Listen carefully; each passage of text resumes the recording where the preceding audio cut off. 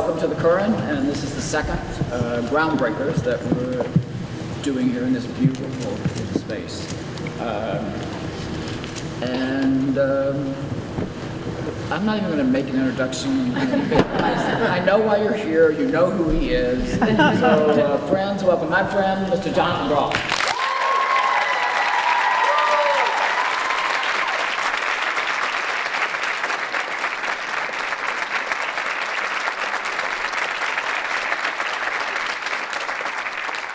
Oh my God, boxed water. That's Yes, cool. because you're in San Francisco.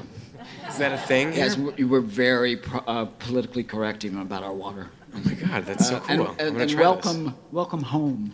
Oh, thanks. Because you think of San Francisco in a strange way as your home, don't I do, you? actually. I do. Thank you for the applause. So he's back here making the film of Looking. Yeah. That's you. Yay! Oh, yay. Hi. I can't see who that is, but I think I know you, but it's so shadowy. So yes, you're here to wrap it all up, I guess. So Yeah. it must be a bittersweet experience to be I was here. just saying to some of the crew yesterday that it feels like at the end of Our Town, where it's like, it's over and we know that it's over and we're back here only for 3 weeks and the city is so beautiful and all of us, that like a lot of us are weirdly from New York, and even the crew that's from here, there's something special about this project in particular. And so it's really been like, there's not a day has gone by where I haven't wept, like ugly cried wept. You could never be ugly, John. Oh, thanks, Kevin.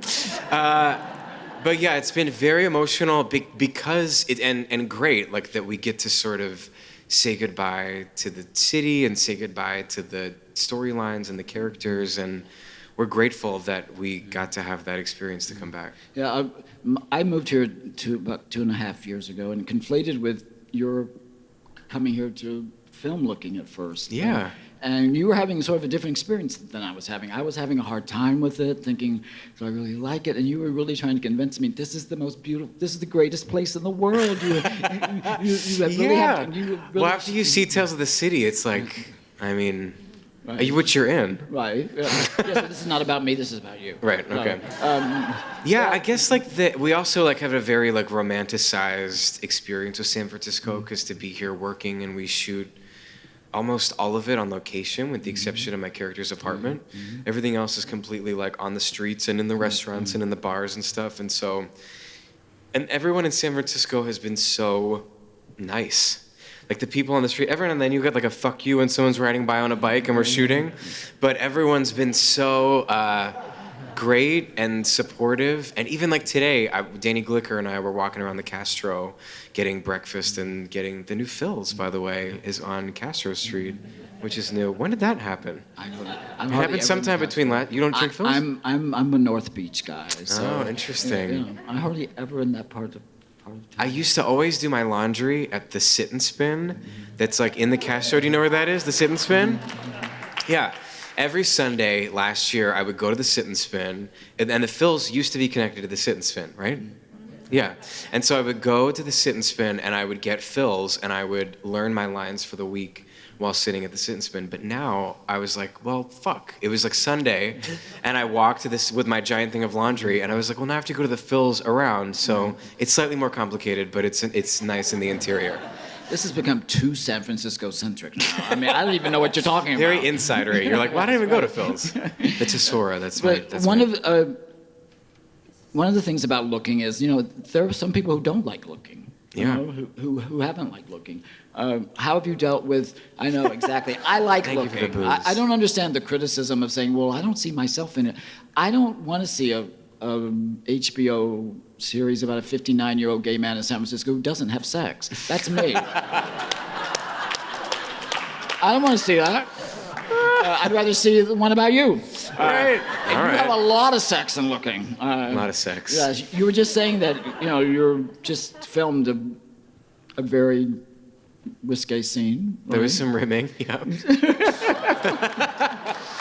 I didn't know I was going to... I didn't think you were going to allow me to say that. I know, You right? It's said like it. 5 minutes already talking about rimming. But it's San Francisco. I hope the ghosts of the Curran will be okay with that. How about that chandelier?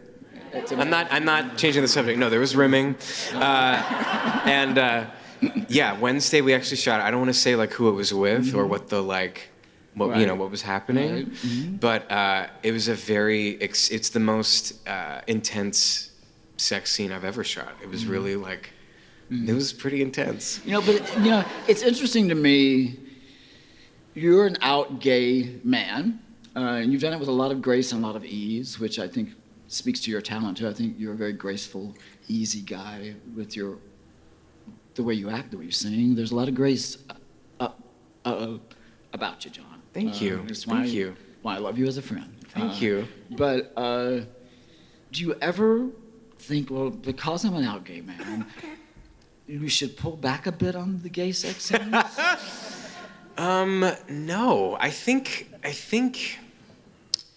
I feel like in Looking in particular, because I've done like sex, like in Spring Awakening, there was a big sex scene, but in Looking, the cool thing about it, or one of the cool things, was after the first season, a lot of people, like shockingly amounts of people, like liberal, open artists who live in New York and LA, said to me they didn't know that gay people could have sex while facing each other. What? I know, right? Isn't that surprising? Until they'd watch Looking. And no offense to people if you are here and didn't know that until you watched Looking. You've learned something this evening. This is an new. educational series. Yeah. But I feel like with the show and with the way Andrew Haig, who's our main director who directed the film Weekend, one of like the great opportunities of the show was to kind of illuminate male intimacy in sex and just sort of intimacy in general. That wasn't in sort of like a porny, like salacious way, but try and find moments that felt realistic and real and very true to life. And I think that Andrew, who's our director, it's sort of what he specializes in. And he did it in Weekend, and he did it in this film that he has coming out called 45 Years, which is about an old straight couple. But he does like intimate, like realism really beautifully. And so with this job in particular, in regards to the sex, I felt excited to do it because I felt like we were gonna be illuminating something that not a lot of people see. And it was like amazing and some people thought there was too much sex in the show or not enough sex in the show. There was a lot of different opinions about it, but I feel really good about, I think that we did sort of like, and in this movie, obviously, with this giant sex scene that we just shot on Wednesday. Oh, God. The screen is already cracked, though, so it doesn't matter that I dropped it again. We've been talking about that cracked screen for like the last half hour. I know. I have a cracked screen, but then you get used to it, right? Is it? No. I was like, now I have to get it fixed. And then they were like, you have to go to the Apple store at 9 a.m. And then I was like, this is fine with the cracked screen. I can still text. So have you ever, you seem to be game for anything in that aspect of Looking at, and your career. I've seen you in Spring Awakening. I've seen you in the Craig Lucas play off Broadway where you showed your ass. You've been in Looking. I mean, you seem very open to that. Do you ever say no? I cue the song from Oklahoma, right? I'm just a girl who can't say no. No. He's going to sing. Don't worry. He is going to sing. That's a good question. I do say no. But the ones I've somehow like found myself though in these projects that were literally exposed, and it's felt comfortable and it's felt meaningful, and so I say yes. It's an incongruity about you because you're sort of like this all-American good guy, like 30-year-old ingenue in a way. I mean, you are growing up now. But trying to wear a suit, but exactly. I'm still sitting like a 5-year-old. But you do play. I mean, you were Dionysus and the Bacchae in the park, so you do have this different track to your career than your image, and it's this very interesting part of your career. I think that when Spring Awakening happened. So, like, I wanted to be in the ensemble of Hairspray when I moved to New York. I was like, I just wanted to be... That was your goal? That was my goal. And I love Thoroughly Modern Millie was my favorite. I love, like, traditional, like, musical comedy. Now I grew you're up watching... being too open. I don't want to know take this it down about a notch. Yeah. No, but that was, like, that was my, like, passion, and that's what I loved. And grew up like listening to Annie Get Your Gun and like, and so, but then Spring Awakening happened, and it sort of like, it took like rock and roll, like pop music, like in the theater is not something that I was like super into, and so it kind of changed gears for me, and I feel like one of the things that I really like appreciate about Spring Awakening as a show and a musical now is that because I've seen it in like colleges, I saw my community theater did it, I saw the revival on Broadway, and I think that Duncan Sheik and Steven Sater and Michael Mayer, who developed that show, did a real solid for like kids between the ages of 15 and 25, because every time I've seen the show anywhere, the young people have risen to the material and been fucking incredible, and I feel like and the thing about that show is that it takes young people seriously, and it gives them really challenging material to sort of dig their teeth into. And doesn't really, especially in musicals, there's not a lot of musicals that ask that of teenagers. And so when they asked me to do, I auditioned for it, and that sort of like task was something that I had to do, it sort of like cultivated this other side of me that didn't exist previously. And I think it continues to cultivate that in people that find that show when they were the age I was when I did that show. And it sort of changed, I think, my taste and my desire of what I wanted. And suddenly after Spring Awakening, I thought, I want to do things that I feel really challenged by, and I want to do things that are outside of my comfort zone, and I want to do things that really scare me a little bit, make me want to grow, make me want to be better, which Spring Awakening was all of those things. When I went to the initial audition, I remember calling my parents afterward and saying, like, I know I can't do this now, but I think I could do it if they like let me do it. I think I could get there. And I think that is happening for every kid that sort of gets their hands on that material. When I went to see it, I went with my friend Carol Radswell. And we both we had no idea what we were going to see. We had no idea who you were. We didn't know anyone in the cast. But at the end of it, we were both in love with you. And we turned to each other and said, well, which one's going to get him? Because you think he's straight or gay.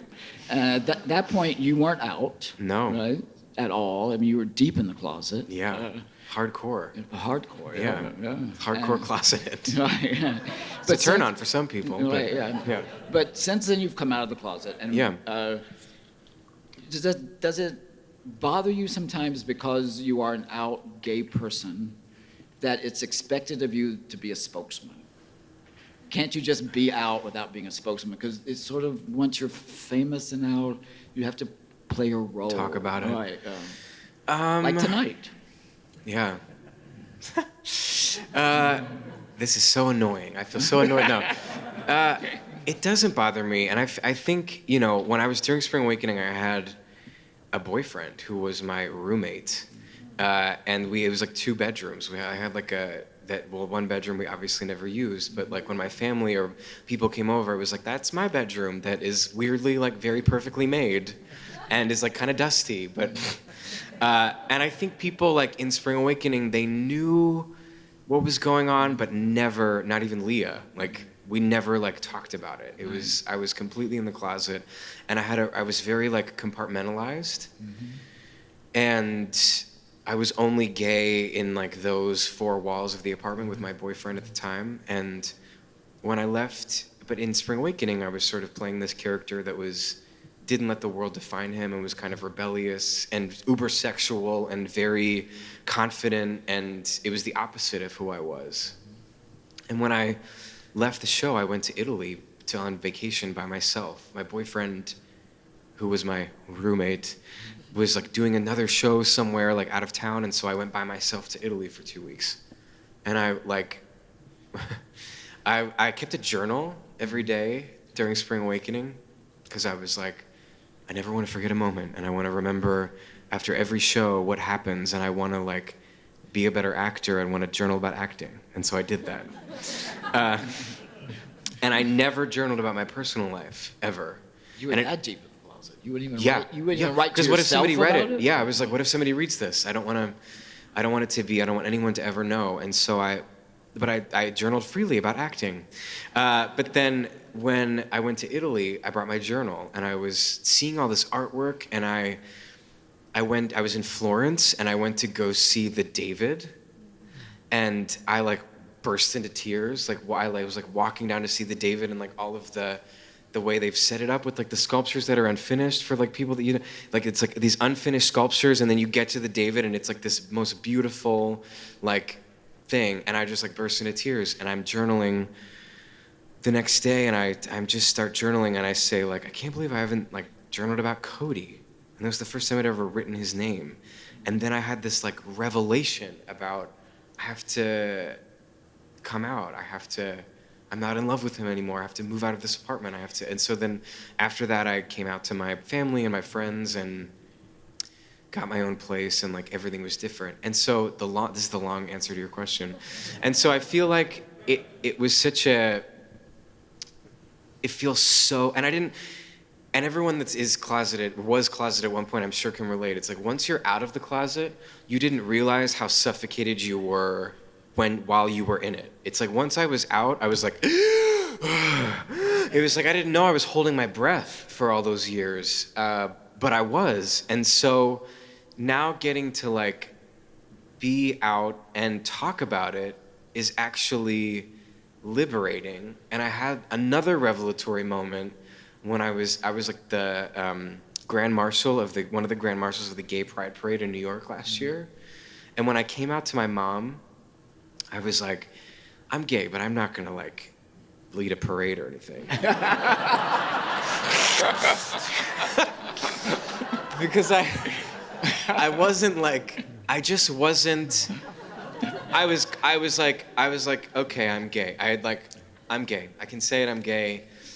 But it doesn't feel good, and I've come to terms with it, but I'm not thrilled about it. And if I could snap my fingers, or if I could meet a girl that suddenly made me feel like I wasn't gay, like wouldn't that be awesome?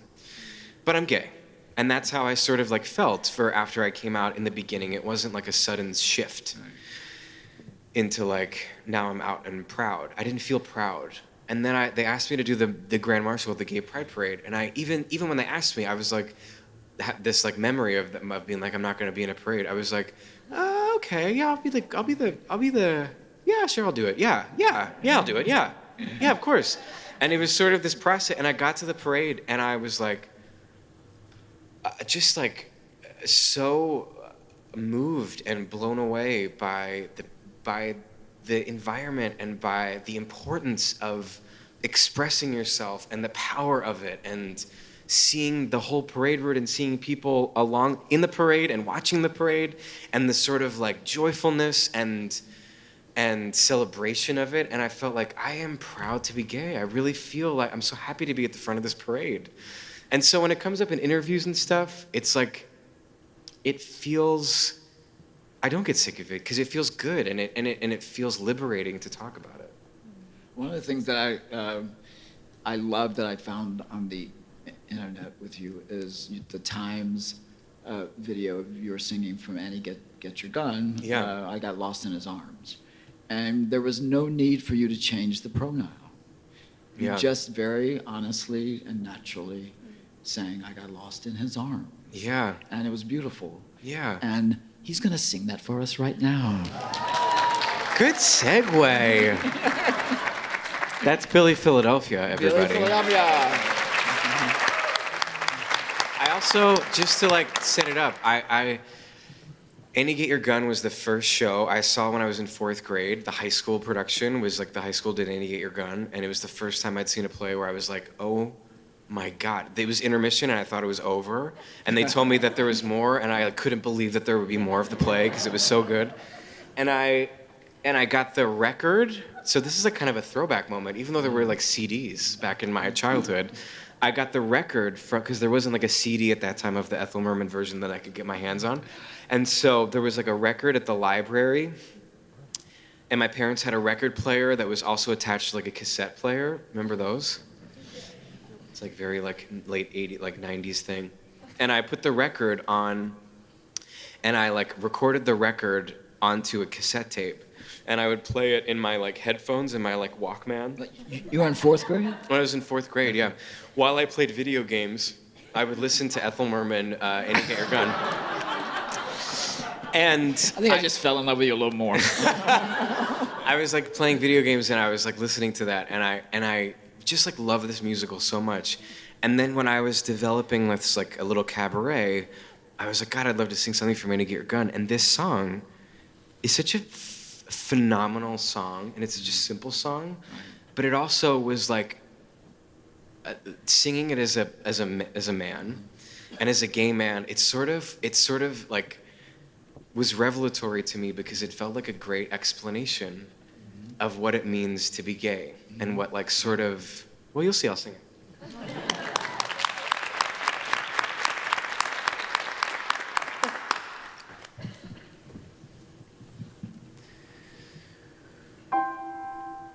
Don't ask me just how it happens.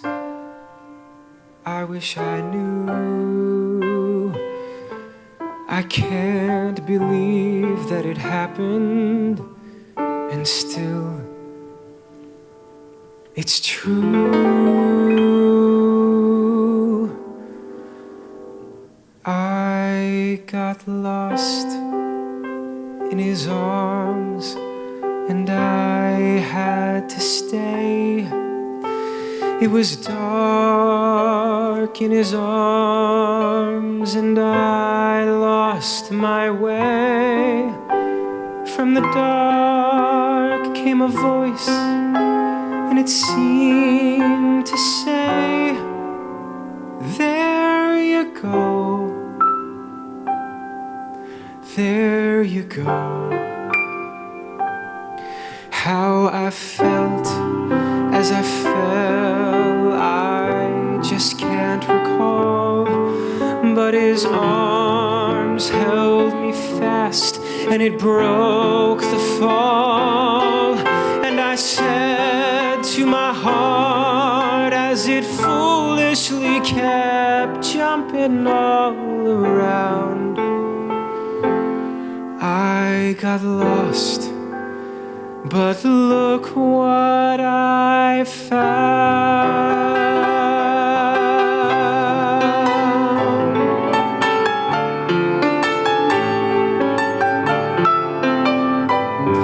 And I said to my heart, as it foolishly kept jumping all around, I got lost.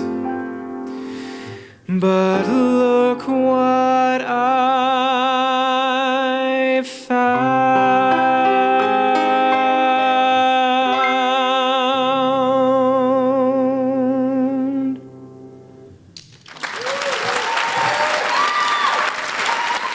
Philly, Philadelphia.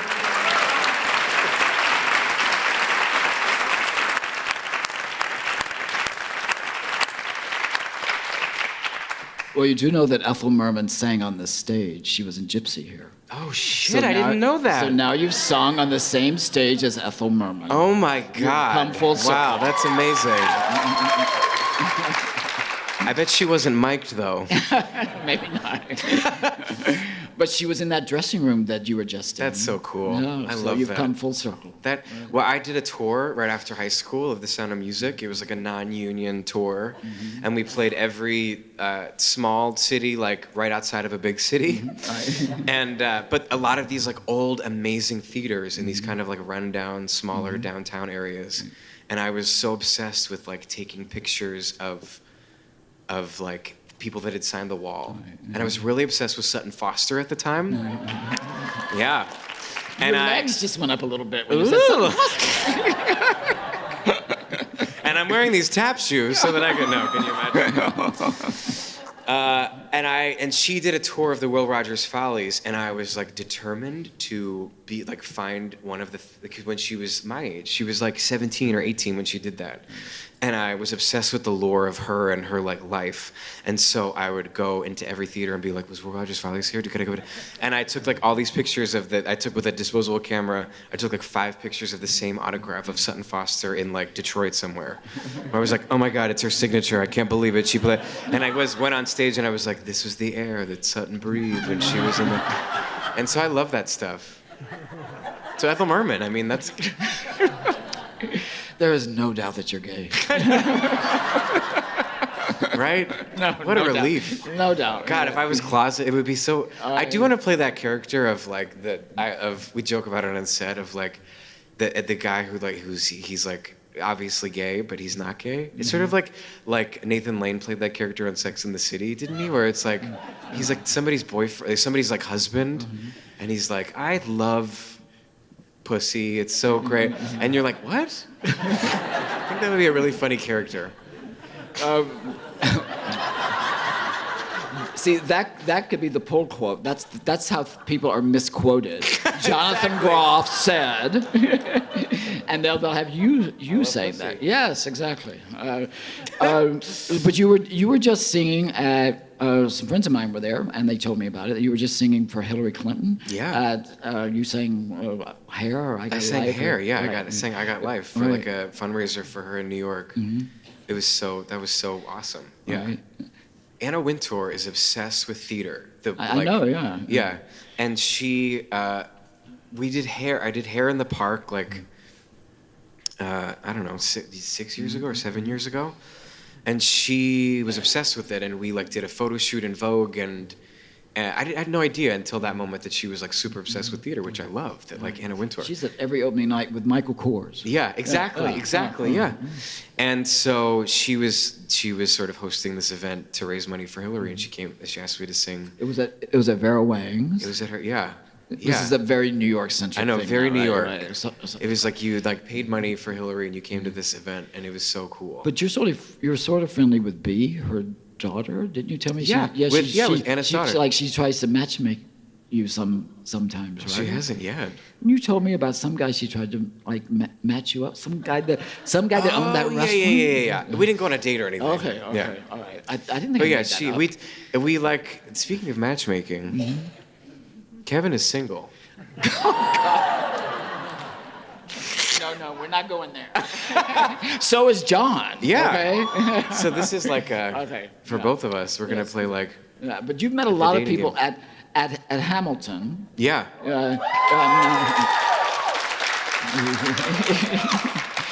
You've met a lot of these people, like Hillary, Bill, the president, his wife. Yeah. It's My like God. you really are King George, and you're having an audience with Yeah. all these people afterward. Holding court, And yeah. you are. I mean, they hold court like on the stage like this. They all come out on the stage, and then Yeah. all the visitors come onto the stage Yes. afterward. It's crazy. It's like the stage, well, like at the Richard Rodgers, which is the theater where Hamilton is, the like side, I feel so bad for you guys over here. I just realized I'm like, my back is totally to you. I love these chairs. They like, it's okay. The backstage area where the dressing rooms are is so small that like guests always go on the stage, and so the famous people go there. The president went there, but there's only 2 times where we've all gone on stage afterwards and there's been complete silence, and that was for Obama and Beyonce. Yeah, where you go on stage and the whole cast is there. It's a very chatty group. Everybody gets along really well and very excitable. And so it's like, oh my God, Kate Blanchett is on stage, and everybody's on Your stage. favorite. My favorite. That was He my number worships one. Kate Blanchett. He worships her. I worship her. He wakes up in the morning thinking about her. I do. I told her that too when I met her. I was like, I think about you. And she was like, okay.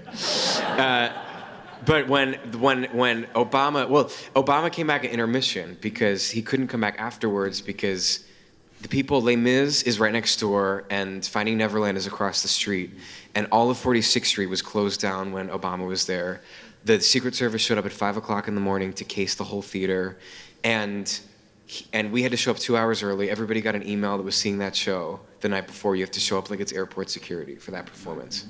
And so he was in the audience, and he couldn't come back because Les Mis audience and Finding Neverland audience had to stay in their theaters until Obama had left 46th Street.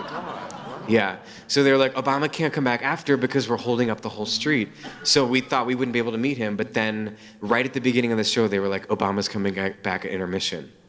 And we were like, ah! And so at intermission, everybody like in their costumes like comes out on stage, and we're all like standing in a group, and he came out and like spoke to us and shook everybody's hand and took a picture, and it was like, everyone was just like silent. And then the only other time that happened was when after the show, they were like, well, some of us knew before the show, because I think it's fun to know. But some people don't like to know. But at the end of the show, they were like, Beyonce and Jay-Z are here, and they're gonna meet everyone on the stage. And everyone came on the stage and was like, But I'm sure all of you are on social media, and you know about what happened with Beyonce, and you know about the tweets that Lin Manuel did. In case you haven't heard the tweets, and if some of you haven't, I typed it out so I could. I hadn't even looked at my notes because this is like an improv up here. I mean, I know John since Spring Awakening. Yeah. We don't use the word stalk. I cultivated him in Spring Awakening, but I sort of stalked him. But I was like, what are you doing in my dressing room? I don't know if we've ever met. And he was like, I'm Kevin. Yeah, well, and here you are. Yeah. It worked. It worked. It was an 8-year plan. Okay. Okay. So this is what Lin Manuel tweeted. In case you I'm sure you've seen. Although I lived it. John is never on social media, ever. He's like social media free. Okay. No applause for that. Everyone's slightly pissed. Groff got embarrassed, but he said I could tell you next 3 tweets. He asked me to make a video of retelling the story, and I was like, that feels weird. I can't like So that's why he said I got embarrassed. Okay, 1. Beyonce. Did you play the king?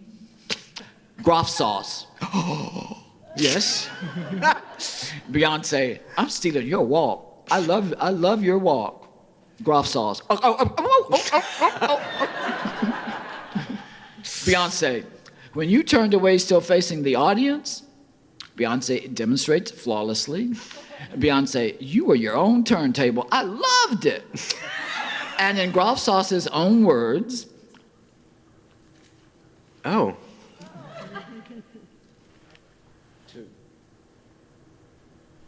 Turn away facing the audience. Beyonce, you were your own turn. Oh, then the ground swallowed me up and I died happy.